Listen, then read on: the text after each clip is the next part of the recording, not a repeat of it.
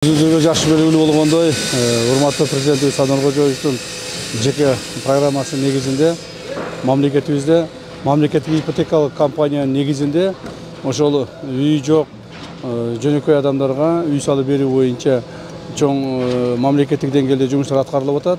Ошонун негизинде быйылкы эле жылы 13 000 адамга жаңы үйлөр салынып берилип атат.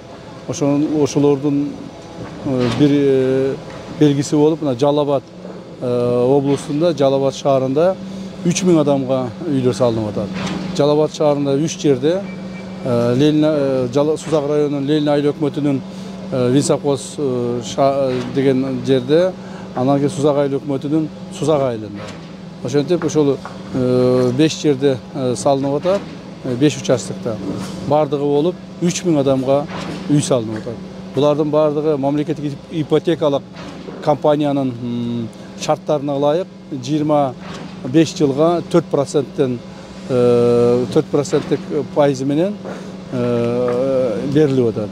Бул курулган үйлөрдүн негизинен эң негизгиси биринчиден бул мугалимдерге, врачтарга,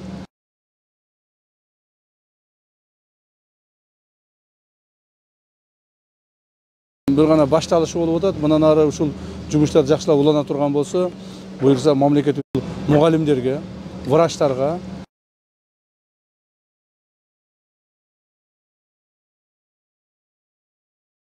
бир гана башталышы болуп атат. Мындан ары ушул жумуштар жакшылап улана турган болсо, буюрса мамлекетибиздин бардык булон бурчтарында үй жок адамдар калбайт.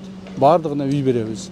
Андан сырткары мына негизинен биздин мигранттарда чет жерде иштеп жүргөн мигранттарды мамлекетке кайтаруу боюнча президентибиздин чоң тапшырмасы бар. Алар негизинен ушу чет жерлерде өздөрүнө ошол бир квартира алайын деп ошол мигрант болуп иштеп жүрүшөт. Ошол адамдардын бардыгы кайтып келип, мамлекетибиздин ичинде иштеп, мамлекетибиз ичинде жашаш үчүн шарт түзүлүп атат.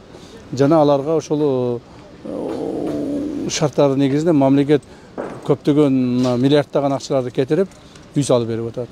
Мен ойлойм, буюрса ошол мамлекетибизде үй жок, жай жок адам калбайт. Айрыкча ошого муктаж болгон адамдар үй менен камсыз болот.